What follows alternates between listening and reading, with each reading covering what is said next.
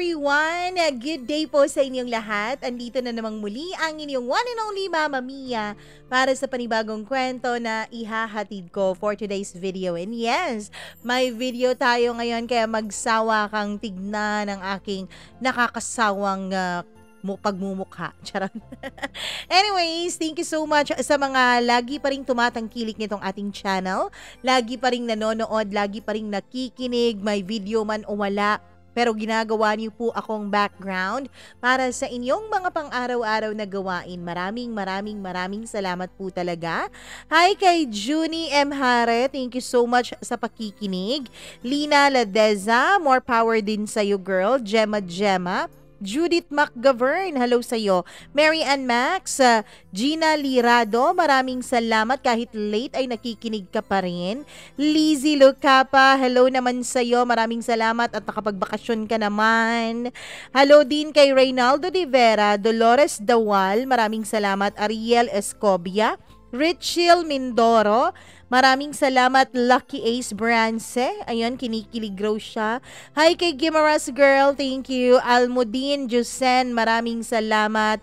Hello raw sa ex niyang si Nornina Halil Kasim, miss ko na po siya sobra. Ay nako naman, may mga ex pa lang nami-miss. Jeanette Mariano, maraming salamat. Josephine Mapalad, and sa lahat po ng nakikinig sa atin, thank you so much po sa inyong pagtangkilik nitong ating programa. And syempre, wag na nating patagalin. Atin na pong uumpisahan ang ating kwento for today. Nako naman, wag na natin patumpik-tumpikin pa. Kaya eto na, atin na pong pakinggan ang paborito niyo prong programa, ang Dear Mama Mia. Walang tao sa mundo na hindi gumagawa ng desisyon para sa kaniyang buhay. Ang mga desisyong ito ay pwedeng magpasaya o pwedeng makapanakit sa atin. Pwede rin naman natin itong ikapahamak. Ikaw, meron ka bang desisyon sa buhay na ikinapahamak mo?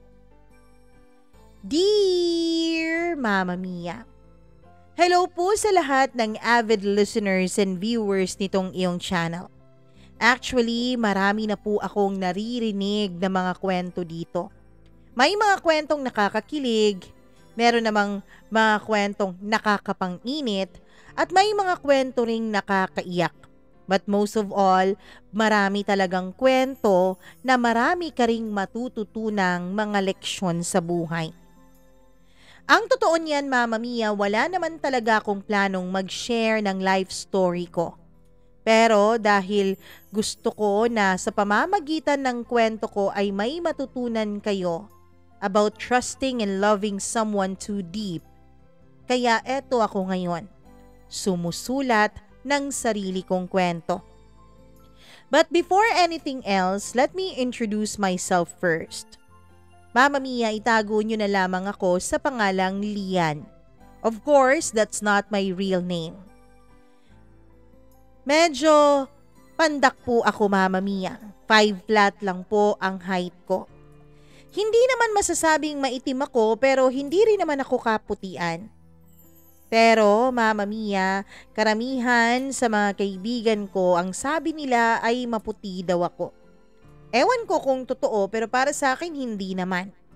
Hindi din ako sigurado kung maganda ba ako. Pero ang totoo, Mama Mia, ay ligawin naman po talaga ako. Maraming mga nanliligaw sa akin, kaya lang choosy ako. Pero in fairness, kung meron man akong maipagmamalaki at sinasang-ayunan na sinasabi ng ibang tao tungkol sa physical kong appearance, yun ay ang aking katawan. Medyo maganda po ang hubog ng katawan ko, Mama Mia. Simulan natin ang kwento ko, ilang taon na rin ang nakakaraan. November noon, Mama Mia. While nag-scroll ako noon sa news feeds ng Facebook ko, ay may biglang nag-pop up na friend request sa akin. Pangalanan na lang natin siya sa pangalang Greggy. Mama Mia, before po ako tumatanggap o nang a-accept ng mga friend request sa Facebook, ay ini-stalk ko po muna yung mga nag-a-add sa akin. Pero in fairness, base sa nakita ko sa kanyang profile ay gwapo po si Greggy. Medyo matangkad siya, Mama Mia, at maputi. Pero makikita mo talaga na iba talaga yung mga pictures ng FB, hindi ba? Makakasabi ka na lang ng expectation versus reality. Marami kasi akong mga kaibigan na mga magaganda at ang kikinis pagdating sa mga profile pictures o mga pictures na ina-upload nila sa Facebook, lalo na yung mga selfies. Pero ang katotohanan ay malayong-malayo naman ang kakinisan at kaputian nila dun sa Facebook. And while nag-e-stalk ako kay Greggy, Mama Mia, ay nakita ko po na dun pala siya nagtatrabaho sa kanilang munisipyo. At meron po siyang ranggo doon. Hindi ko na lang po sasabihin kung saang department, kung saang munisipyo at kung ano ang ranggo niya. So dahil nga nagagwapuhan naman ako sa kanya ay in-accept ko agad ang friend request niya. That time, Mama Mia, ay nagtatrabaho na rin ako bilang pang-aliw ko. Tumigil na rin kasi ako sa pag-aaral ko, Mama Mia. Dahil sabi ko sa mga magulang ko, nagsawa na ako sa pag-aaral. Nagsawa na rin ang mga magulang ko dahil bawat semester ay nagpapalit po ako ng kurso. So ayun, pinayagan nila ako na magtrabaho na lang. Matapos ko siyang i-accept bilang friend sa Facebook, ay agad siyang nag-chat sa akin.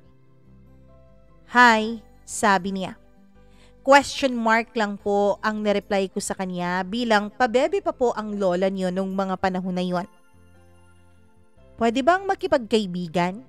Sabi niya. Hindi ko siya nireplyan, Mama Mia, kasi baka akalain niya na easy to get akong babae. So pagkatapos noon, dahil hindi na ako nag-reply, ay hindi na rin naman siya nag-chat. Pasko nung taong yun, Mama Mia, ay nag-chat siya ulit sa akin at bumati ng Merry Christmas. Ako naman dahil Pasko ay bumati na lang din ako.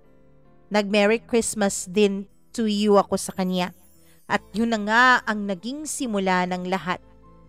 Nagpakilala siya sa akin at ako naman ay kilig na kilig, Mama Mia. Kasi naman that time ay wala po talaga akong pinagkakaabalahang ibang lalaki. At syempre habang ka-chat ko siya, na-imagine ko rin yung mukha niya na kausap ko na siya. Feeling ko, Mama Mia, ay importante ako sa buhay ng isang tao nung time na yon. Dahil lagi siyang nag-chat sa akin mula umaga hanggang gabi. Laging nag-a-update at laging nagtatanong. Hanggang sa inaya na niya akong mag-meet up na kaming dalawa. Meet up tayo, sabi niya. Pag-iisipan ko pa, sabi ko naman. Sige na, meet up tayo. Okay. Saan naman tayo magkikita? Mama Mia, nag-mention siya ng isang lugar na dun lang din sa lugar namin at agad naman akong umoo.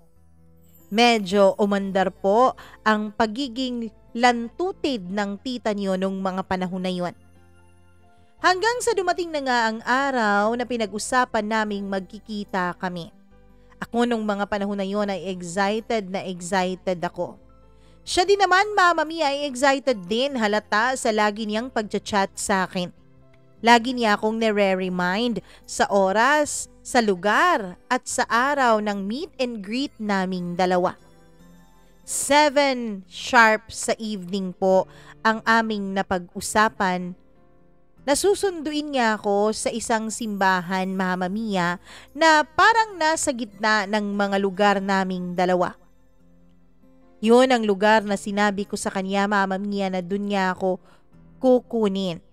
Dahil ang totoo niyan ay nagdasal po muna talaga ako bago ko ginawa ang bagay na yon. Anyways, Mama Mia, sinadya ko talaga na magkita kaming dalawa at sinadya ko din na dun sa simbahan na yon para walang makakakilala sa akin.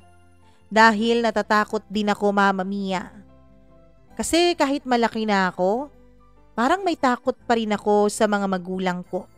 Takot ako na baka may magsumbong sa kanila na meron akong kasamang lalaki sa gabing-gabi.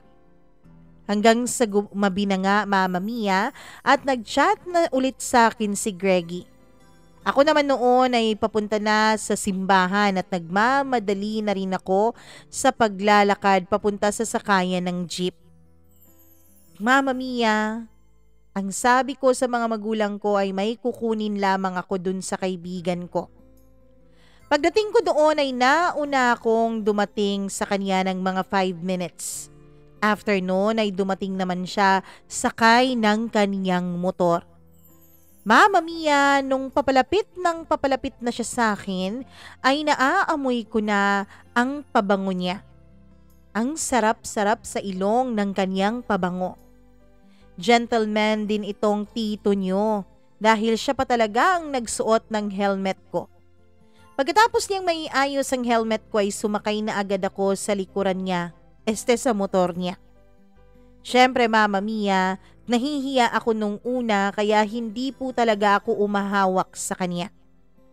Hanggang sa kinuha na niya ang kamay ko at pinayakap niya ako sa kanyang bewang. Ako naman walang magawa kundi yumakap na lang din dahil ang sabi niya baka mahulog raw ako. Hindi ko talaga maintindihan ang nararamdaman ko nung mga panahon na yon. Natitrill, na-excite, na kinikilig ako lalo pat nakayakap ako sa kanya at ang bango talaga niya. Parang ang sarap sa pakiramdam habang yakap-yakap ko siya. First time ko pong nakaramdam ng ganon, Mama Mia. Ewan ko, nakakahiyaman pong aminin pero para pong may napupukaw sa pagkababae ko nung mga panahon na yon. Para bang lumalabas yung kalandian ko. Hanggang sa pati na yung mga cocomelon ko, Mama Mia, ay dumidikit na rin sa kanyang likod. Hindi po ako flat-chested at meron po akong maipagmamalaki kung harapan lang po ang pag-uusapan. Hanggang dumating na kami sa isang restaurant. Umorder siya ng mga pagkain at ako naman ay tumanggi na umorder dahil sabi ko tapos na akong kumain. Pero hindi po siya pumayag. Siya ang umorder para sa akin. And while kumakain kami, Mama Mia, yes, kumain ulit ako kahit na kakakain ko pa lamang sa bahay dahil sayang naman yung mga in-order niya. Noong mga panahon na yun ay nararamdaman ko na hinahawakan na niya ako sa my legs. Oo, Mama Mia, meron naman kaming mga pagkakataon na nakakapag-usap kami ng mga ganoong klasing bagay. At siguro nga dahil gabi akong nakipagkita sa kanya, kaya iniisip niya na game ako sa mga bagay na ganon. Doon ko rin nalaman, Mama Mia, na grabe pala ang age gap naming dalawa. Nagtanong tuloy ako sa kanya kung bakit hanggang ngayon ay wala pa rin siyang asawa. Tinanong ko siya kung may girlfriend siya, ang sabi niya wala. Bakit naman ay nasa 30 plus na siya pero wala pa rin siyang nakikitang babae? Sabi niya, Mama Mia, hindi pa raw niya nahanap ang babaeng para sa kanya. Baka ako na raw yun. Nung mga panahon na yon, hindi ko po talaga mapigilang lihim na kiligin. Sa pag-uusap naming dalawa ay palagi rin siyang nakahawak sa paa ko, sa may legs ko. Hinahaplos-haplos din niya yun. Pero imbes na magalit ay nakaramdam tuloy ako ng init. Sa mga nakikinig ngayon, Mama Mia, oo, alam kong sasabihin nila na malandi ako, cheap ako. Pero nung mga panahon na yun, hindi ko talaga maintindihan kung bakit ko nararamdaman yung ganong klasing pakiramdam. Sa ngayon, habang sinusulat ko po itong sulat ko, ay nararamdaman kong ang cheap ko nga nung mga panahon na yon. Unang beses pa lang naming magkita pero pumapayag-payag na ako na haplos-haplusin niya ang legs ko. Hanggang sa tapos na kaming kumain. Uminom din kami noon ng Sunmig very light para pampainit lang, Mama Mia. At syempre, pampatunaw na rin ng kinain naming dalawa. Nakaubos na kami ng tigda-2 bote ng Sunmig Light nung inaya niya akong umalis na raw kami. Ako naman ay parang walang naramdamang takot kahit na basically stranger pa rin para sa akin ang taong to. Agad akong sumama sa kanya, Mama Mia. Dahil nung una akala ko talaga ay uuwi na kami. Pero iba naman ang pinagdalhan niya sa akin. Isang pension house. Pagbaba ko sa motor niya ay tinanong ko agad siya. Bakit nandito tayo? Magpapahinga muna tayo sandali dahil parang tinamaan ako nung ininom natin eh. Ano? Tinamaan ka sa 2 bote ng Sunmig Light? Sabi ko. Hindi na niya ako pinansin. Agad siyang lumapit sa may reception at nagtanong tungkol sa room. Naisip ko noon, Mama Mia, tatakbo kaya ako? Anong gagawin namin doon? Nung tatalikod na sana ako ay bigla niya akong tinawag. Halika nga, pwede bang alalayan mo ko kasi nahihilo talaga ako eh. Ikaw talaga? Pinaglololoko mo ba ako? Hindi nga ako nahilo ni hindi ako mahilig uminom. Ikaw pa kaya ikalalaki mong tao? Sige na, sandali lang naman. Nakainom na kasi ako bago pa tayo nagkita. Pampalakas ng loob ba? Sabi niya. Huwag kang mag-alala, uuwi din tayo kapag maayos-ayos na ang pakiramdam ko. Ako naman, tong si tanga, pumayag, Mama Mia. Pagpasok namin sa loob ng kwarto ay awkward talaga ang pakiramdam ko kasi kaming 2 lang ang taong nandoon. At dun, Mama Mia, dun ko rin nasiguradong gwapo talaga siya pala. Kissable ang kanyang mga lips at syempre matangkad din siya, Mama Mia. Hindi ko na namalayan na ang lapit-lapit na pala niya sa akin. Hindi ko maintindihan ang nararamdaman ko. Para akong natatae na naihi na ewan ko ba. Tinitigan niya ako, Mama Mia.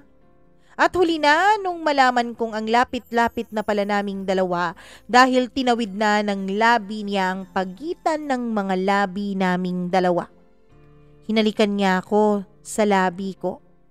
At first ay para akong isang statwa na hindi nakagalaw. Pero later on, ewan ko, parang instinct ko na bigla ko siyang hinalikan pabalik. Hindi na po ako nagpatalo sa halikan naming yun. Imbis na banayad lang yung nauna niyang halik ay lalong pumusok nung naramdaman niyang gumaganti na ako sa mga halik niya. Habang naghahalikan kami at palalim ng palalim yon ay naiisip ko na baka ito na ang pagkakataon na maisuko ko ang bandera ng Bataan sa isang tao pa talaga na hindi ko pa lubusang kakilala. While naghahalikan kami, Mama Mia, ay pinagalaw na niya ang kanyang mga kamay at ang kanyang mga dila. Ang kanyang mga kamay ay mabilis pa sa 4:00 nakapasok sa loob ng damit ko. Nakakapang-init ka, sabi niya. Kanina ko pa to gustong gawin sa'yo eh, dun pa sa restaurant. Mama Mia, imbis na matakot ay parang mas lalo patuloy nag-init ang pakiramdam ko. Tumigil ka nga dyan. Hindi ko alam na manyak ka pala. Sa paghahalikan naming 2 ay bumaba ang kanyang halik. Pumunta sa aking baba, sa aking leeg, hanggang sa likod ng aking tenga. Naramdaman ko na parang gigil na gigil siya sa akin. Hinubad na rin niya ang pang-itaas kong suot while hinahalikan niya ako. Ewan ko kung paano niya nagagawa yon. Hindi ko nga naramdaman na umalis ang mga labi niya sa katawan ko, pero naramdaman ko na lamang na bra na lang ang suot ko. At natawa pa talaga ako sa kanya nung pinilit niyang buksan ang bra ko, tapos parang nahihirapan siya. Nung natatawa ako ay ako na lang din ang tumanggal nun. Ewan ko, hindi ko po lubos maisip na kakayanin kong ibigay ng ganun-ganun lang sa isang estranghero ang aking pagkababae. Parang wala akong naramdamang pagtutol noon sa sarili ko, Mama Mia. Parang bukas palad kong ibinigay sa kanya ang karapatan na gawin ng lahat ng gusto niya sa aking katawan. Noong mga panahon na yun ay natatalo na ako ng init na aking nararamdaman. Lalo pa, Mama Mia, nung pinagpala na niya ng kanyang mga kamay at labi ang aking dibdib. Hindi ko na talaga napigilan na gustuhin lalo ang ginagawa niya sa akin. Imbis na patigilin siya, ay nakiusap pa ako sa kanya na huwag siyang tumigil at ituloy-tuloy niya lang dahil gustong-gusto ko ang aking pakiramdam. Naramdaman ko na lamang na naghubad na rin pala siya ng kanyang damit, pati na ng kanyang pantalon. Tanging boxers na lang ang natitira sa kanya, Mama Mia. At doon ay parang naaaninag ko na ang nasa loob ng boxers na yon. Medyo kinabahan ako. First time ko po talagang nakakita ng lalaking naka-boxers na lang.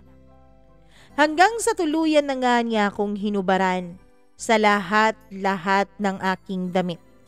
Medyo harsh pa nga ang pagkakahubad niya ng underwear ko na pakiramdam ko ay napunit pa yon. Hanggang sa tumambad na sa kanyang harapan ang hubot-hubad kong katawan. Hindi ko na talaga napigilan nung mga panahon na yon, Mama Mia. Ano pa bang pagpipigil ang gagawin ko? Nakahubot-hubad na ako. Hanggang sa ginawa na nga niya sa katawan ko ang lahat ng ibigin niya. Ako naman ay panay haplos lamang, panay sa bunot lamang ng kanyang buhok. Na imbis na pigilan siya ay parang mas iningungudgud ko pa ang kanyang pagmumukha sa aking katawan.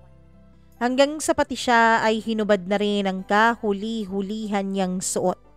At nanlaki talagang mga mata ko, Mama Mia, at iniisip kung paano magkakasya yon sa akin. Hindi ko talaga alam, Mama Mia. At nung sinubukan na nga niya ay napasigaw pa ako sa sobrang sakit.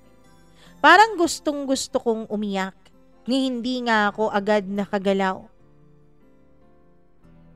Siya din, Mama Mia, ay hindi naman gumalaw at tinitigan lamang ako sa aking mata. Lumipas ang ilang segundo nung sinabi ko sa kanyang ipagpatuloy na niya. Hanggang sa unti-unti ay nawala ang sakit na nararamdaman ko. Napalitan nito ng kakaibang ligaya. Kakaibang pakiramdam na ngayon ko lamang naramdaman sa tanang buhay ko. Hanggang sa naramdaman na niyang hindi na ako nasasaktan. Kaya ayun na naman, Mama Mia, umarangkada na naman siya. Hanggang sa natapos na kaming dalawa. Hanggang sa narating na niya ang rurok ng kaligayahan. Mama Mia, pakiramdam ko nung mga panahon na yun ay parang naging buo ako. Pakiramdam ko nung mga panahon na yun ay parang nakamit ko ang isang bagay na dapat ay napupuntahan ng lahat. Nung natapos na siya ay pinaalis ko siya sa ibabaw ko. Pinaalis ko siya sa pagkakapatong niya sa akin at lumakad ako papunta sa loob ng banyo. Nag-half bath ako kahit na wala naman akong damit pampalit dahil ang lagkit-lagkit ng feeling ko nung mga panahon na yon. Nung lumabas ako sa banyo ay nakahiga lamang siya. Nakafeel na naman ako ng awkwardness so umupo lamang ako sa gilid ng bed niya. Pagkatapos nun, Mama Mia, ay bigla niya akong hinila at pinahiga patabi sa kanya. Hindi mo naman sinabing first time mo pala yun. Bakit, nagtanong ka ba? Akala ko kasi hindi na niya tinapos ang kaniyang gustong sabihin dahil pinutol ko na yon. Akala mo hindi na? Well, newsflash, hindi na nga. Kasi kani-kanina lang kinuha mo na ang pinaka-iingatan kong perlas ng silanganan. Tumawa naman siya, Mama Mia, pagkatapos ay hinalikan ulit ako.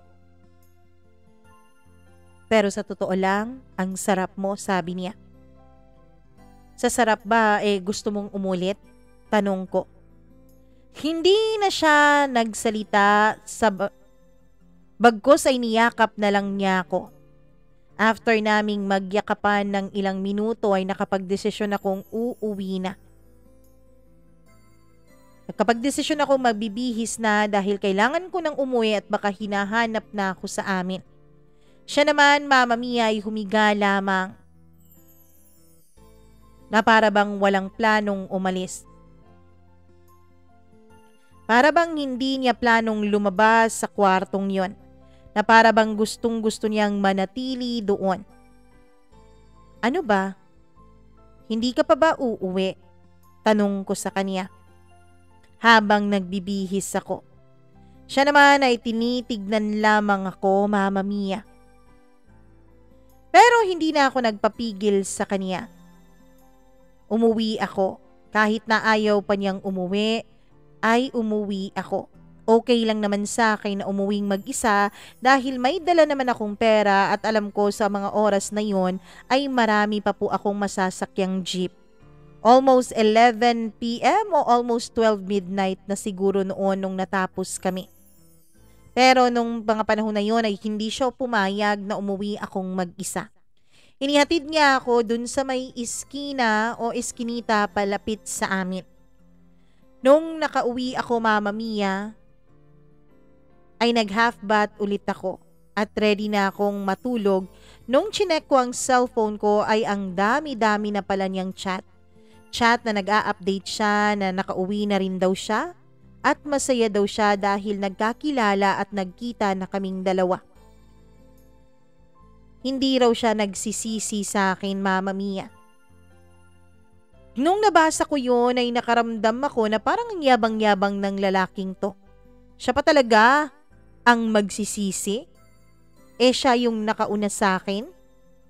Ang tanong, ako kaya? Hindi ba ako nagsisisi sa ginawa kong yon? Actually, magsisinungaling ako sa inyo kung sasabihin kong totally ay hindi ako nagsisi. Dahil part sa akin, Mama Mia, ay meron talagang regrets.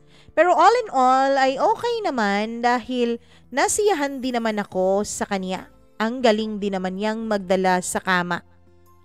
Pagkatapos ng may mangyari sa amin ay everyday pa rin siyang nagchat-chat sa akin. Mula pagdating niya sa kaniyang office, hanggang sa kung anong ginagawa niya, hanggang sa kung sino ang kaniyang mga kasama tuwing kumain o kung ano pa man, nag-break, nag-yosi o kung ano. With matching pictures and videos pa ang mga update na yon, Mama Mia. Hindi ko nga alam kung bakit niya ginagawa yon.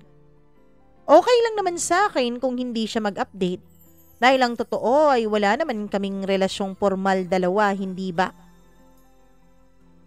Kapag ako naman ay tinatanong niya ng mga updates ay nagsasabi lamang ako. Pero hindi ako nagkukusang mag-update sa kanya ng ginagawa ko sa buong mag-araw. Tapos yun na, Mama Mia, magtatampo-tampo tuloy ang tito niyo na para bang may namamagitan sa aming dalawa. Pero ang totoo, Mama Mia, magsisinungaling po ako kung sasabihin kong hindi ko na e-enjoy ang conversations at chat namin everyday. Sweet din po talaga siya. Lalo pa siyang naging sweet nung may mangyari na nga sa aming dalawa. Nagpapadeliver siya ng mga pagkain dun sa amin. Pati nga, Mama Mia, mga marites naming mga kapitbahay ay lumalaki talaga ang mga mata kapag may dumarating na mga deliveries para sa akin. Lalo na kapag malakas yung tinig ng driver na sasabihing bayad na po yan. Bukod sa mga pagkain ay may mga chocolates at syempre may mga bulaklak pa. Kaya naman lalo tuloy naglalakihan ng mga marites sa aming kapitbahay. Dumating ang bisperas ng New Year ay nag-chat siya sa akin. Ang sabi niya kung pwede raw ay magkita kaming dalawa dahil namimiss na niya ako. Magkita naman tayo baby oh. Asa ka, reply ko. After ng celebration ninyo ng New Year dyan sa inyong pamilya, pwede bang tayong dalawa lang din ang mag-celebrate? Ayoko nga, magagalit ang mga magulang ko kapag umalis ako ano. Dito na lang ako sa bahay namin magpapaputok. Huwag kang mag-alala baby. Kapag nagkita tayong dalawa, magpapaputok man din tayo. Alam ko na double meaning yung sinabi niya. Natawa nga ako dahil ang manyak-manyak naman ng lalaking to. Ayoko nga dahil magagalit ang parents ko. Ang tigas naman ang ulo mo, reply ko. Hindi kasing tigas ng naramdaman mo dati? Ako naman nung mga panahon na yon ay napapamura na ako ng napapatawa sa mga nire-reply niya sa akin dahil lahat talaga yun ay mga double meaning. Pilit pa rin siya ng pilit sa akin na magkita kaming dalawa pero pinanindigan ko na ayoko. Dahil nga medyo nakukulitan na ako sa lagi niyang pag-chat at pinipilit akong makipagkita ay tinurn off ko ang cellphone ko, Mama Mia, at hindi din talaga ako nag-online. Galit na galit siya dahil hindi niya ako makontak either sa messenger man o sa cellphone number ko. Kawawa naman talaga ang lolo niyo. Magsulokang magpaputok dyan, sabi ko sa isip ko. Kinabukasan ay January 1. Hindi ulit ako nag-online hanggang sa January 4. And yes, Mama Mia, kayang-kaya ko pong hindi mag-online as long as meron po akong mga librong binabasa. Pero dahil nga minsan ay gusto kong malaman kung ano bang nangyayari sa Facebook at sa online world, ay dun ko na tinurn on ang cellphone ko.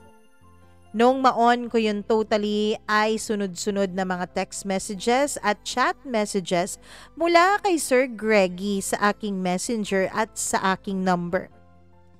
Sabi niya galit daw siya dahil parang wala raw talaga akong interest sa kanya. Ang dami-dami pa niyang mga mensahe pero kung ano talagang nakahuli sa akin, Mama Mia, ay yung huli niyang mensahe. I know na hindi maganda para sa'yo yung unang pagkikita nating dalawa at may nangyari agad sa atin. But I want to make it right, Lian. Manliligaw ako sa'yo. Ang tagal-tagal bago ako nag-reply dahil ang totoo ay sinisavor ko pa po ang kilig na nararamdaman ko, Mama Mia. Pero yung kilig na hindi naman halata ha. Naisip ko noon, pwede kayang magkagusto sa akin ng gwapong lalaking yon? Online siya nung mga panahon na yon at nung nakita niyang na-seen ko na ang mga messages niya ay dali-dali siyang nag-video call sa akin. Pero hindi ko naman sinagot. Nag-reply ako sa kanya. Sir, no need po na manligaw ka sa akin just because you feel obligated na nagalaw mo ang pagkababae ko. Just forget about it and tigilan na natin yung pakikipag-communicate natin sa isa't isa. Baka kasi may asawa o may girlfriend ka at baka magalit pa sa akin. Baka matawag pa akong kabit ng di oras. Pero Mama Mia, before pa po kami nag-meet dalawa ay nag-imbestiga naman po talaga ako. Tinignan ko kung meron ba siyang pamilya, may asawa at anak ba o kahit may girlfriend ba. Kasi ang isip ko noon, Mama Mia, ayoko namang maging kabit. Pero kahit anong pagre-research at pag-iimbestiga ko ay wala talaga akong makita na trace na meron siyang babae. Na meron siyang obligasyon sa iba. Kaya naman, nung nakipagkita ako sa kanya ay kampante naman ako na walang magte-text, tatawag o manghihila ng buhok ko. Hindi ko siya masyadong nire-replyan nung mga panahon na yun, Mama Mia. Kasi ang totoo ay meron din namang nanliligaw sa akin. At ang naisip ko noon, kung liligawan niya ako, isa lang ang ibig sabihin noon. Pagkababae ko lamang ang gusto niya. Noong mga panahon na yon, ay nagpa-enroll ulit ako. Balik eskwela ulit ako, Mama Mia. Dahil gusto ko na maging nurse naman nung mga panahon na yon. Lumipas ang ilang mga buwan hanggang sa inisip ko talaga na final na magne-nursing talaga ako. Tinanong pa ako noon ng mga magulang ko kung sigurado na ako dahil panghuling beses ko na raw yun na pag-aaralin pa nila ako. Dahil sa oras na mag-shift na naman ang gusto ng utak ko ay bahala na raw akong paaralin ng sarili ko. Dahil ang totoo ay ang tagal-tagal na raw nila akong pinagpag-aral. Kung sinapos ko lang yung unang kurso na pinasok ko ay baka may matinong trabaho na ako nung mga panahon na yon.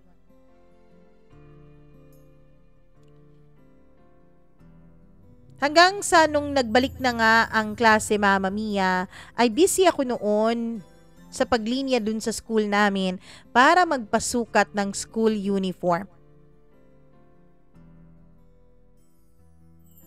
Ganun kasi sa school namin, Mama Mia. Dun ka lang sa mismong eskwelahan magpapatahi ng uniform. Well, pwede naman sa labas pero matatagalan. Ako naman, para merong rason kapag hindi pa ako nakakapasok dahil yung uniform ko ay hindi pa nabibigay, kaya dun na ako sa paaralan nagpapasukat. Hanggang sa biglang lumapit sa akin yung guard dun sa amin at tinanong kung nandun ba ako. Itinas ko ang kamay ko, Mama Mia. Sabi nung guard ay may naghahanap raw sa akin sa may gate. Naguluhan ako kung sino yun dahil wala naman akong alam na may pupunta sa eskwelahan namin bukod sa pamilya ko. Pagdating ko nun sa may gate, Mama Mia, ay merong isang napakasarap na lalaking nag-aantay sa akin. Si Greggy, at ang gwapo-gwapo niya. Naka-jeans lamang siya at naka-black shirt tapos nakasapatos ng puti. Nilingon-lingon ko pero wala naman siyang bit-bit na motor kaya nilapitan ko siya. Naisip ko nung nakita ko siya ulit, Mama Mia, na namimiss ko rin pala siya. Bakit nandito ka? Anong kailangan mo? Wala ka bang trabaho ngayon? May trabaho ako pero pinuntahan talaga kita dito. Kasi ang cold na ng reply mo sa akin eh. Hindi ko nga alam na mag-aaral ka pala ulit. Kung hindi ko lang nakita sa my day mo na nandito ka sa school, hindi ko alam na papasok ka pala ulit sa paaralan. At bakit kailangan mong malaman na mag-aaral ulit ako o hindi? Kasi girlfriend kita. Mama Mia, para po akong nabingi nung sinabi niya yon. Malakas pa talaga ang kaniyang boses at napakarami pang mga estudyanteng dumadaan at alam kong narinig nila ang sinabi niyang yon. Tumigil ka nga dyan, baka masampal kita. Baka nananaginip ka. Kailan ba kita sinagot? Nababaliw ka na ba? Bumalik ka na nga sa trabaho mo dahil busy ako dito. Hindi ako uuwi hanggat hindi kita napapa-oo. Ay naman talaga. Pwede ba? Huwag mo nga akong ginaganyan. Baka wala nang manligaw sa akin dito sa school. Hihintayin kita. Sabay tayong magla-lunch dalawa. Bahala ka nga dyan kung ayaw mo. Kung gusto mo, umalis ka na. Iniwan ko na siya doon sa may gate, Mama Mia. Hindi naman sa hindi ko nagustuhan ang ginawa niya dahil kinilig naman talaga ako. Pero ang totoo ay nagtatakot ako na baka may makakita sa amin at magsumbong sa parents ko. Meron kasi akong 2 kuya, Mama Mia, and ayaw nila na nagbo-boyfriend ako at hanggat hindi ako tapos sa pag-aaral ko. Hindi naman nila alam na marami na po akong naging boyfriend. Sa mga mata po ng mga magulang ko at sa pamilya ko ay isa po akong butuhing anghel. Hindi nila alam na itong anghel na ito ay sumama na sa isang demonyo. Matapos kong makapagsukat ng uniform ay nakapagdesisyon akong uuwi na. Nawala na sa isip ko na nandun sa labas si Greggy. Kasi ang akala ko ay joke lang niya yun. Pero nung lumabas ako ay nandun pa pala siya at inaantay ako. Nasurpresa talaga ako dahil may bitbit na siyang flowers at chocolates. Kailan ba niya yun binili? Kinilig talaga ako. Paglabas ko, Mama Mia, ay agad siyang lumapit sa akin at iniabot yung kanyang mga bitbit. Yung flowers at yung Ferrero pa talaga na chocolates na ang dami-dami na formado pang malaking heart. Mama Mia, nung mga panahon na yon ay hindi ko na talaga napigilan ang kilig. Lalo pa nung inabot ko na ang flowers mula sa kanyang mga kamay. Dinala niya ako sa isang fine dining sa syudad. Nagtaksi lang kaming dalawa, Mama Mia. Naisip ko noon, bakit di siya nagbitbit ng car? Any reservation, ma'am, sir? Nag-yes siya, Mama Mia, at sinabi niya ang kanyang pangalan. Wow, mukhang siguradong sigurado siyang papayag at sasama ako sa imbitasyon niyang yun kasi nakapagpa-reserve talaga. Nung dumating kami sa table namin ay na-surprise po ako sa view kung saan nakalagay yung table namin. Kasi Mama Mia, napakaganda po ng mismong place at yung ambience ay talagang ang sosyal. Nasabi ko noon, Mama Mia, na may kaya talaga tong lalaking to Baka mayaman to kasi naa-afford yung ganitong uri ng restaurant. Hindi kaya drug lord to? Naisip ko. Baka mahuli ako. Baka madamay pa ako. Kung ano-ano nang pumapasok sa isip ko noon hanggang sa umorder na nga siya ng pagkain namin. The way po siyang kumilos nung gabing yun ay nakita ko pong may pagkasosyal pala talaga siya. Ako naman ay pabebe nung mga panahon na yon kasi nga probinsyana, Mama Mia. Pero hindi naman po sa hindi ko afford yung mga bagay na ganon. Kasi kapag dumarating yung mga tita at tito ko mula sa ibang bansa, ay nakakapag-dine naman kami sa mga sosyal na kainan.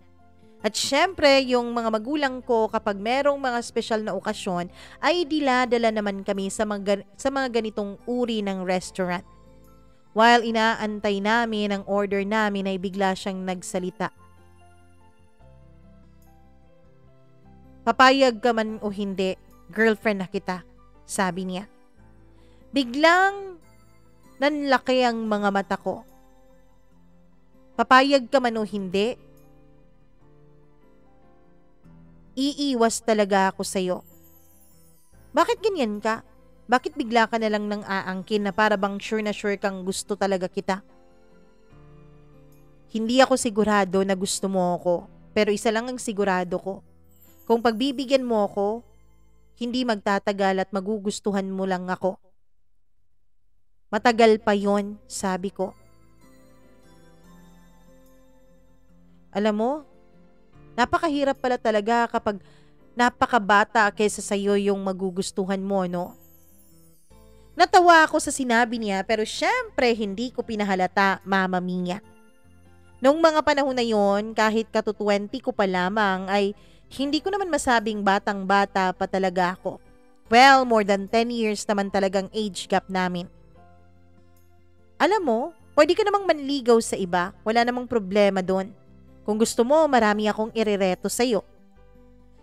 Pero ang totoo ay gusto ko naman talaga siya, Mama Mia. Gusto ko naman talaga siya pero natatakot ako nung mga panahon na yon. Ang laki kasi ng agwat ng edad namin. Paano kung hindi kami magkaintindihan ng mabuti? Paano kung marami pa kaming mga hindi gusto at gusto na hindi naman nagsasang-ayon sa isa't isa? Kaya naman nagpe-pretend ako na hindi ko siya gusto para iwasan niya ako. I'm such an actress nung mga panahon na yon. Hinawakan niya ang mga kamay ko at ang sinabi niya, Mama Mia, ay seryoso daw siya sa kanyang gusto na maging girlfriend ako. Wala raw siyang sabit, wala raw siyang girlfriend, hindi pa siya nag-aasawa at lalong wala siyang ka-fling. Ako lang daw talaga ang ka-chat niya noon. Hindi niya alam pero nagugustuhan niya raw na kausap ako sa messenger at sa text. Pero Mama Mia, sabi ko, ayokong magpadala. Kasi last time na nagpadala ako sa mga sinasabi niya, ay dinala niya ako sa pension house at doon ay kinuha niya ang pinakaiingatan kong hiyas. Well, hindi naman po sa biniblame ko siya dahil ako rin naman ay lumandi din ng mga panahon na yon. Pwede naman akong humindi pero hindi talaga ako humindi. Pero I learned my lesson na dapat hindi ako magpadalos-dalos ng mga desisyon dahil baka later on ay pagsisihan ko yon. Dahil ang totoo, Mama Mia, nung mga panahon na may nangyari sa aming dalawa pagkatapos noon ay takot na takot ako. Inaabangan ko ang monthly period ko dahil sa sobrang takot ko na baka bigla niya akong nabuntis. Estranghero siya. Paano ko siya hahanapin? Paano ako makakasigurong pananagutan niya ako? At paano ako makakasigurong hindi bugbog sarado ang aabutin ko sa mga magulang ko? Kaya sinabi ko sa sarili ko, hindi ako basta-basta magpapadala at baka ang gusto lang niya ay maikama niya ulit ako. After naming kumain ay inihatid niya ako at nagtaksi lang ulit kami papunta sa amin. Ang laki-laki po talaga ng binayaran niya dun sa taxi dahil masyadong malayo po yung restaurant na ginainan namin. At ako naman ay medyo nahiya dahil alam kong malaki din ang nagastos niya nung lunch namin na yon. Siguro nga $2 talaga ang presyo dun eh. Pero ang totoo, hindi din naman ako masyadong nabusog. Hindi din ako masyadong nasarapan sa mga pagkain. Hindi ko talaga feel yung mga pagkaing mayayaman, Mama Mia. Gusto ko sanang makiambag dun sa taxi pero alam ko naman, Mama Mia, na ang gusto niya ay siyang bumayad. Kaya lang, alam ko na malaki ang binayaran niya sa lunch so nag-offer ako na ako na lang ang magbabayad papunta dun sa may iskina namin. Para siya na lang din ang magbayad mula sa amin papunta doon sa kanyang pinagtatrabahuan. Kuya, magkano po? Tanong ko doon sa taxi driver.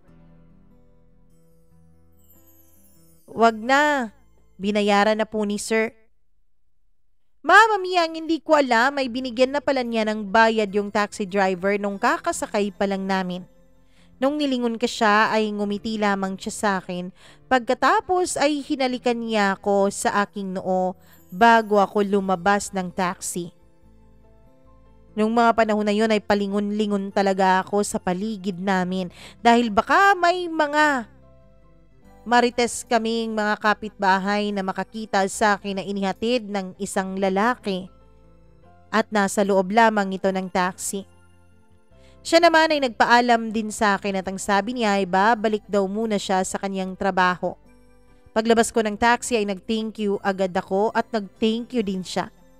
Hindi pa nga ako nakaabot sa amin ay nag-chat na siya sa akin na kung pwede ay mag-reply daw ako sa mga chat niya.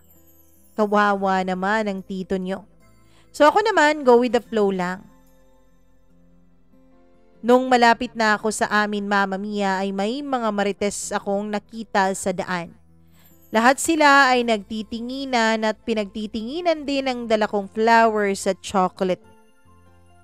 Ang ganda naman ang dala mong bulaklak, iha, sabi ng isang marites. May boyfriend ka na ba, Lian? Tanong naman nung isa. Bakit hindi mo naman dinala dito para makita namin? Sabat pa nung pangatlong marites. Bakit ate? Kung dadalhin ko ba o hindi? Anong meron? Kayo ba ang kakaliskis? Pamilya ko po ba kayo? Mama Mia, ewan ko. Pero mahilig po talaga akong sumagot sa mga ganoong klase ng tanong na alam kong nangsasagap lamang ng kanilang mapag-uusapan.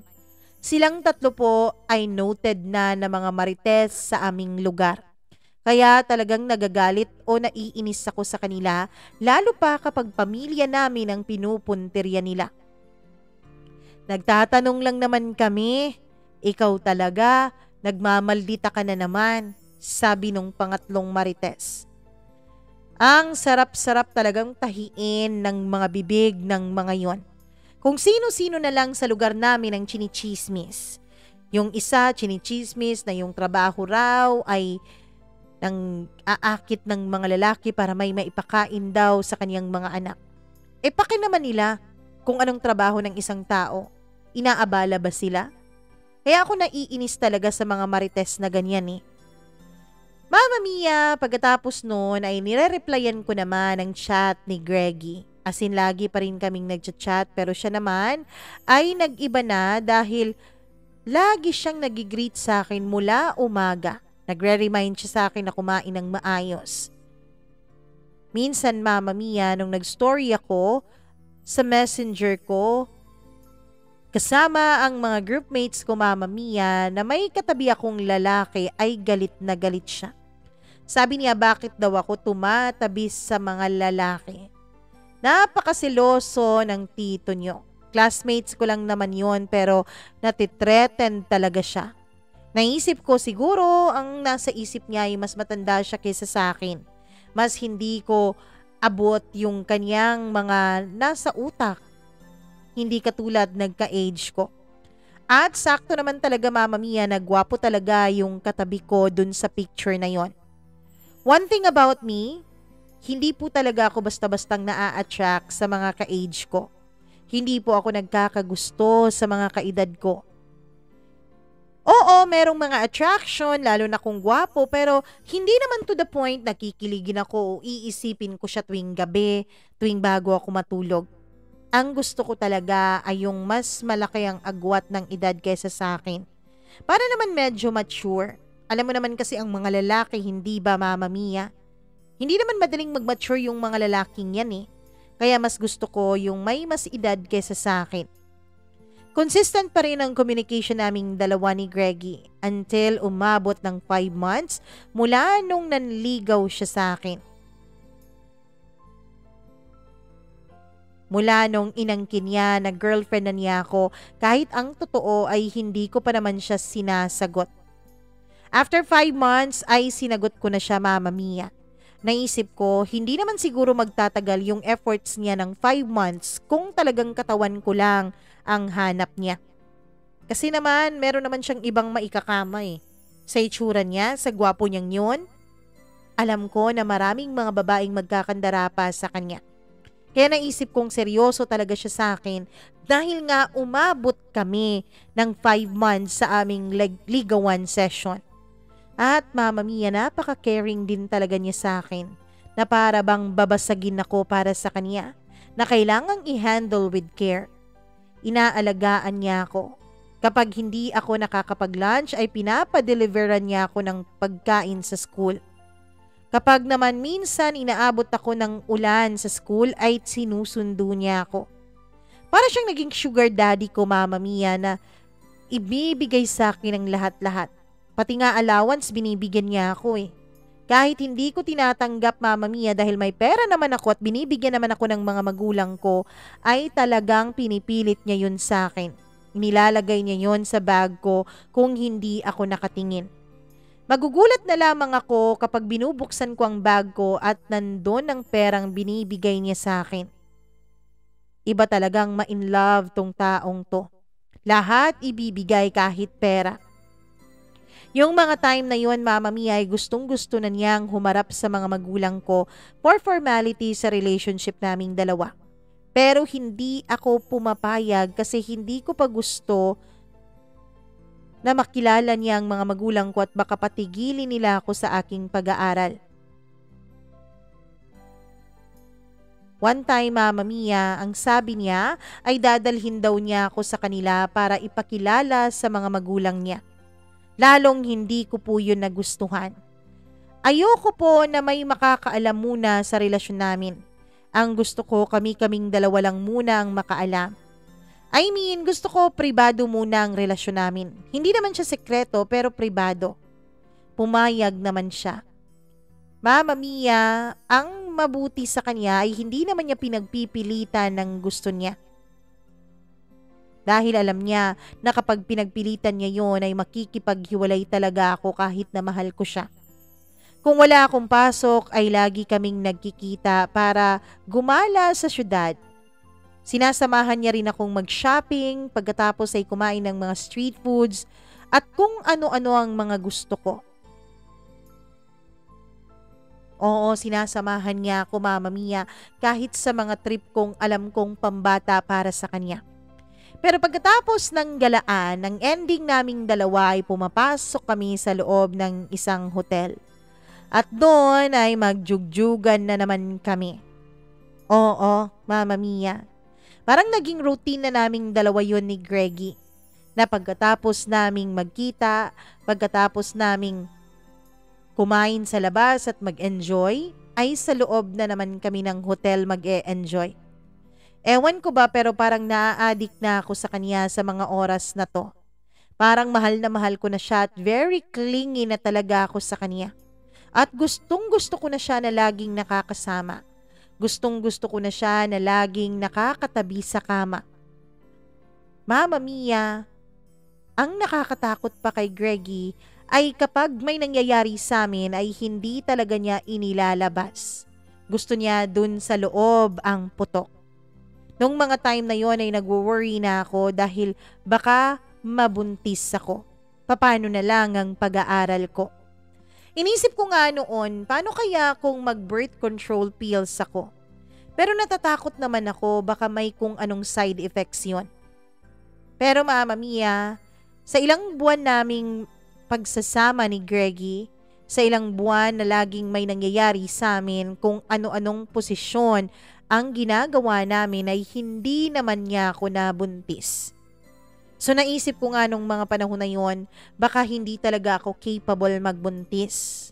'Di ba? Meron namang ganun, lalo na yung mga PCOS na babae, hindi naman sila madaling magbuntis. Baka ganun ako. Pero nung naisip ko yon ay naiyak din talaga ako, Mama Mia. Oo, natutuwa ako at hindi pa niya ako nabubuntis kasi nga gusto ko pang makapagtapos ng pag-aaral ko. Pero natatakot din ako. Natatakot din ako na what if totoo, Mama Mia? What if totoo na hindi niya ako mabuntis? Ano kayang mangyayari? Gusto ko pa naman talaga na maging isang ina. Pero sinarili ko na lamang yon. Until one time, nung nasa loob kami ng isang hotel, katatapos lang naming magniig dalawa, ay biglang nagsalita si Greg. Gusto ko, magka-baby na tayong dalawa. Baliw ka ba? E di ikaw ang magbuntis kung gusto mo.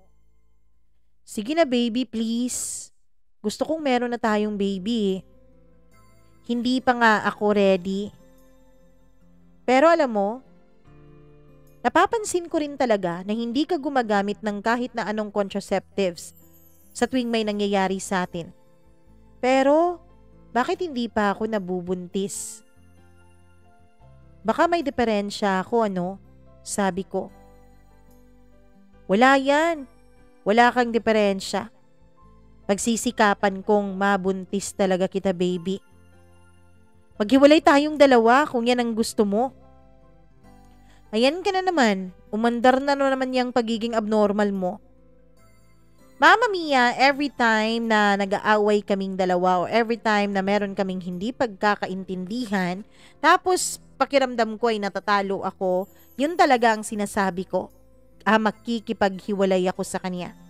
Kawawa yung si Tanda, Mama Mia, dahil lagi talagang nagsusorry sa akin at lagi talaga akong parang binibaby para magbago ang isip ko sa pakikipaghiwalay ko sa kanya.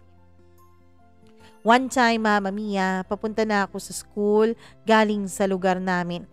Umuwi kasi ako nung araw na yun sa amin dahil parang pakiramdam ko ay nahihilo ako. Sumakay ako ng bus, Mama Mia, pero pakiramdam ko ay naduduwal ako at bumabaliktad ang sikmura ko. Which is very unusual dahil hindi naman po ako ganito.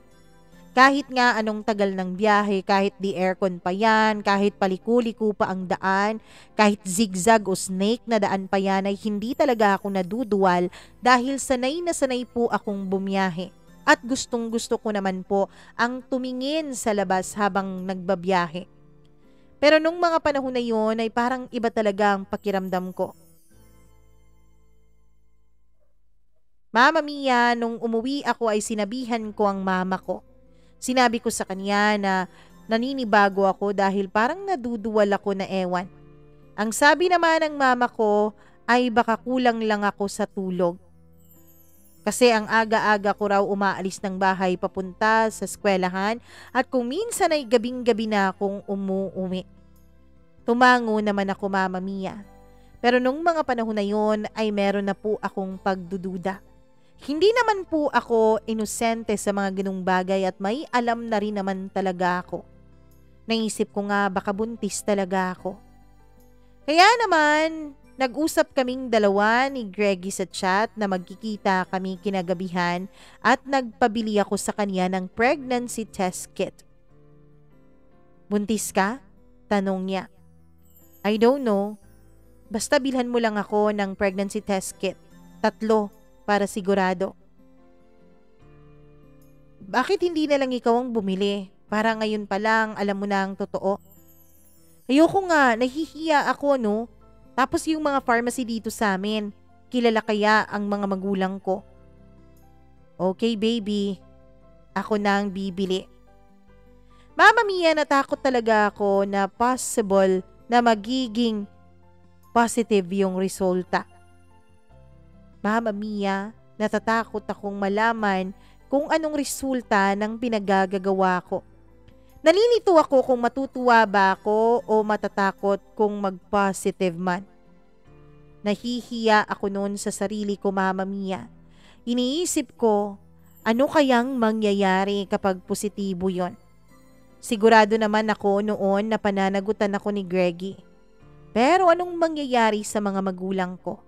Paniguradong magagalit sila sa akin. Mama Mia, bumili naman si Greggy ng PT na pinabibili ko. Nung nagkita kami kinagabihan, ang sabi ko ay dun kami sa hotel kung saan ay malayo sa amin. Hindi ko na po sasabihin kung ano yung hotel na yon dahil ayoko naman na mag-mention ng mga lugar na posible niyo akong makikilala. As usual, Mama Mia, hindi pa po namin ginamit yung PT ay agad na may nangyari muna sa amin. Ewan ko ba pero gusto ko talaga na kapag nagkita kami ay niyayakap ko siya agad dahil sa pabango niya.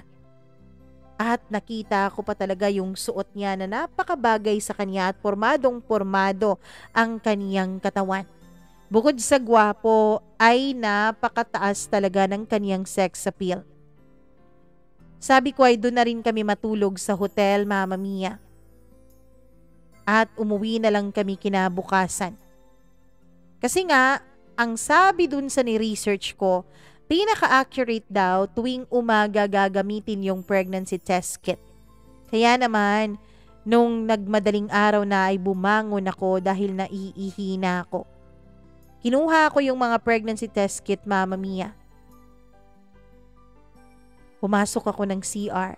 Pagkatapos noon ay ilang minuto din akong nag-antay. Nagantay ako habang nagdarasal, Mama Mia, na sana isang linya lang talaga. Pumikit pa talaga ako noon. Pumikit ako dahil pinagdarasal ko na sana hindi talaga totoo. Pero nung inopen ko ng mga mata ko, Mama Mia, ay 2 linya po ang nakita ko. Doon ay nataranta na ang person at medyo na nervyos na ako nung mga panahon na yon. Hindi ko alam kung anong sasabihin ko. Hindi ko alam kung anong dapat kong maramdaman. Lumabas ako ng CR at tumabi ako kay Greggy. Humiga ako. Nakita kong naggising na pala siya at nagtanong siya kung bakit ang tagal ko raw sa loob ng CR. Kaya ayon, binigay ko sa kanya ang pregnancy test kit. Ano to? Grabe, ang laki ng mata mo, hindi mo nakita yan? Hindi mo ba kilala kung ano yan? Ikaw talaga ang aga-aga pa tinutopak ka na naman. Alam kong pregnancy test kit to, pero anong gagawin ko dito? Langya ka talaga, no? Hindi mo alam kung anong gagawin mo dyan? Alam mo, nakakapagod kang babae ka. Napakagrabe mo, napakamaldita mo. Tapos ngayon, magrereklamo ka. Magrereklamo ka dahil buntis ako. Anong buntis? Positive ba ito? Dali-dali siyang bumangon mula sa bed at tsaka inon niya yung ilaw at nung tinignan niyang dalawa ang linya doon ay meaning positive na buntis ako. Lumaki bigla ang kanyang mga ngiti nung nakita niya ang pregnancy test kit. Thank you, baby. Masayang masaya ako, sabi niya at niyakap niya ako at pinaghahalikan. Huwag kang ang magsaya dyan. Hindi ako pwedeng ma-positive. Pero ang totoo, pwede naman daw na positive sa PT pero kailangan ko pang ipa-check up dahil meron pa ring possibility na hindi. I know talaga nabuntis ka. Dahil kahit hindi ka kumakain ng marami, napapansin kong lumalaki ka. Tapos, lagi ka pang mas nagagalit sa akin. Lagi ka pang mainit ang ulo sa akin. Paano na to? Nag-aaral pa ako. Sabi ko habang umiiyak. Bakit ka natatakot? Di ba gagraduate ka na naman next month? Di ba itong semester lang naman ang tatapusin mo? Dahil nakuha mo naman at na-credit naman yung mga minors mo? Yung mga majors mo lang naman ang ginawa mo, di ba? Ang pinag-aaralan mo? Bakit sigurado ka bang makakagraduate ako?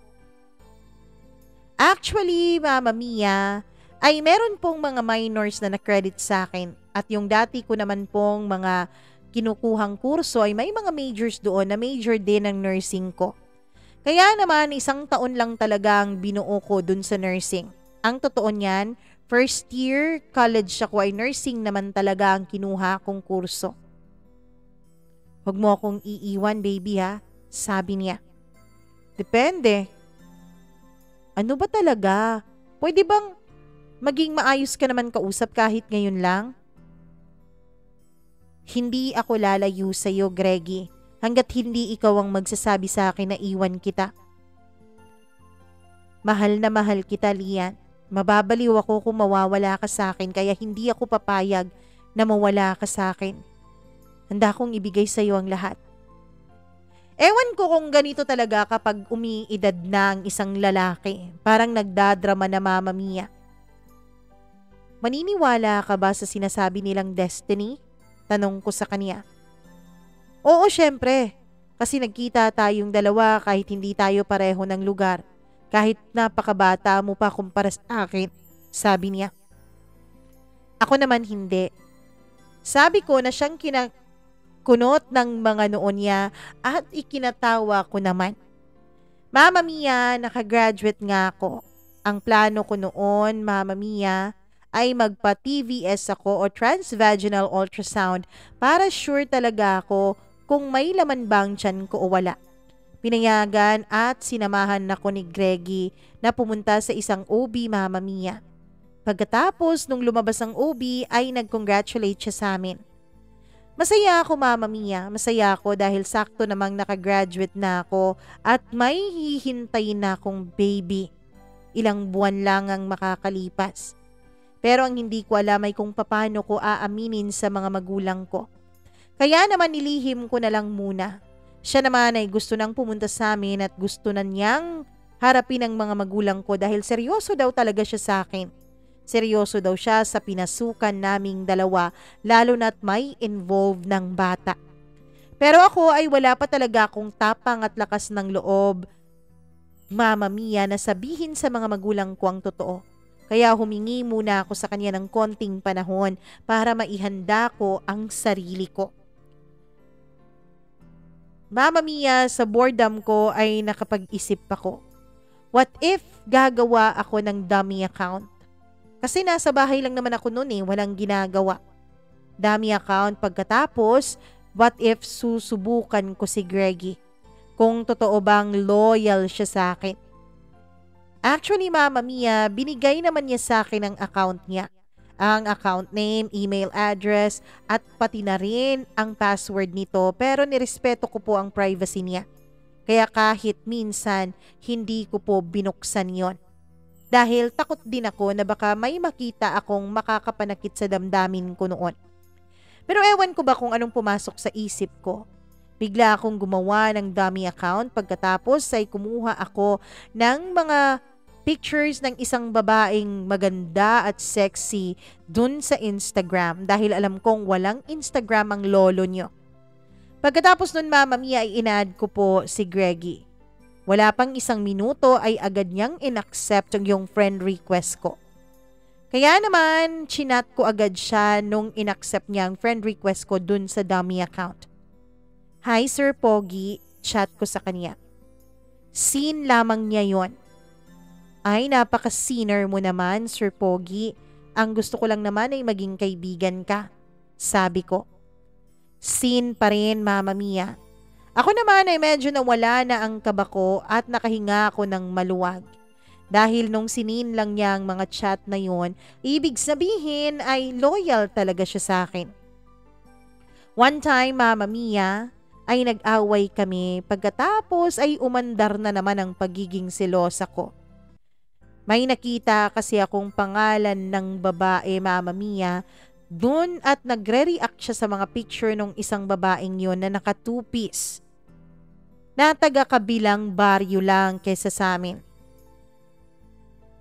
Klinik ko yung picture ng babaeng yon at tinignan ko yon, Mama Mia, kung ano ang nireact ni Greggy doon.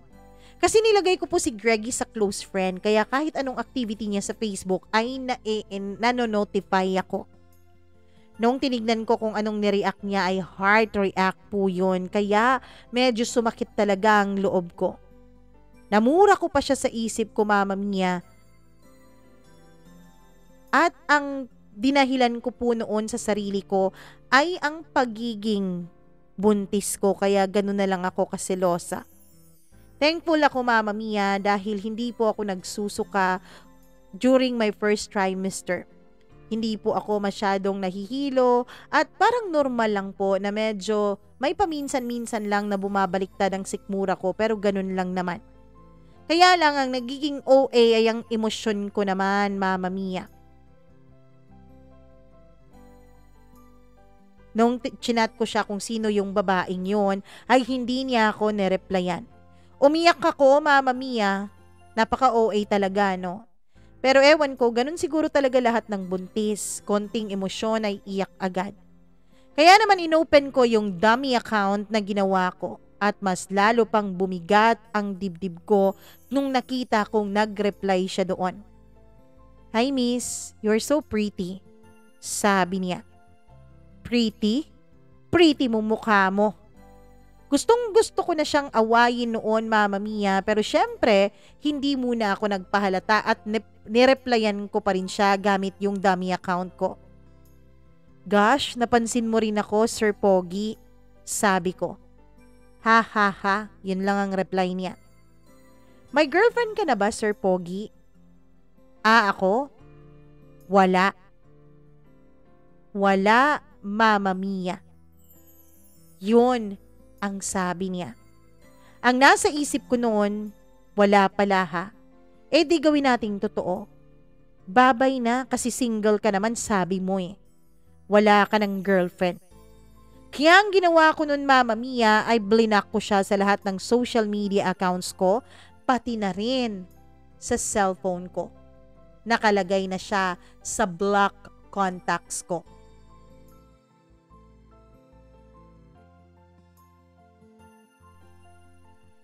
Nako naman. Tayo talaga mga babae, gumagawa tayo ng paraan na gano'n, loyalty test, mga ganyan, Parang gumagawa tayo ng mga bagay na tayo lang din naman ang nasasaktan sa huli. Naku naman, ito talagang si Lian. Anyways, tomorrow ang part 2 ng kanyang storya. Medyo mahaba, hindi medyo, mahaba talaga itong storya ni Lian. Pero masasabi ko namang worth it po ito. Kaya antay-antayin niyo ang mga susunod na bahagi nito. Okay? Sa mga nakagagusto nitong sulat na ito, nitong letter na ito, please do like and share this video. Huwag kalimutan na mag-click ng notification bell kapag nakapag-subscribe na. Kung wala, subscribe muna, tapos notification bell. And then, pagkatapos nun, ay, naku naman, mag-like at mag-subscribe o mag-follow sa ating mga social media accounts, Mama Mia Cagayan de Oro or Mama Mia CDO on Threads, Instagram, Facebook, and TikTok. Okay? And huwag kalimutan na mag-share ng sarili nyong kwento dyan sa baba, Mama Mia CDO 0317@gmail.com. Thank you so much sa inyong pakikinig at panonood. Hanggang bukas po sa part 2 ng storya ni Lian. Dito lamang sa Dear Mama Mia.